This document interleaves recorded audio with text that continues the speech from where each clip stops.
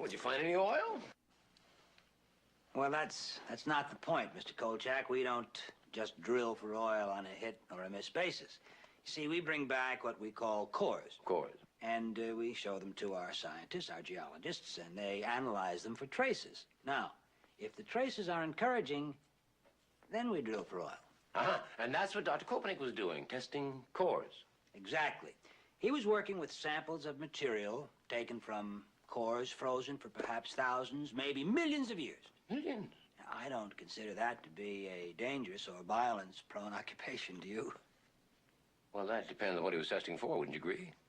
Yeah, and then again, of course, you know, he worked for an oil company, and a lot of people have had it up to here with high prices and bad air and seagulls just overloaded with gunk and... Well, there are always a few misguided and sick individuals who like to take out their personal frustrations against essentially blameless, but nonetheless vulnerable institutions. Thankfully, OIO is not a very likely target. I mean, our contribution to the community welfare is well known. However, Dr. Kopenik, he's an even less likely target. I mean, he was merely, well, a hard-working researcher in charge of his own section. Which was what exactly? Biology. Biology? Not one of our largest. I mean, its application to oil wasn't as direct nor as great as the geological sciences. But that was one of the main reasons for having such a section. You see, to give people like Jules Kopenik the environment and the funding to do whatever they wanted to do, whatever it was.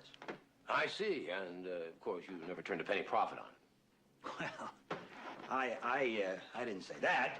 Naturally, if our biologists were to turn up something that could profit OIO, yes, we would accept that, but it wasn't absolutely necessary. Oh, well, that makes me feel good. You know, real warm down inside. Tell me, how was everything in the biology section? I mean, I guess everybody there was feeling pretty good, happy, very content, a sense of well-being, happy as clams. Hmm? As far as I know, there are no serious disagreements. But you see, that entire section consists only of Dr. Kopenik and his assistant, Helen Lynch. Well, where could I find Helen Lynch? Helen Lynch was in an automobile accident several weeks ago, and she's in a hospital in Springfield, trying very hard to recuperate. And I suggest that we let her do just that.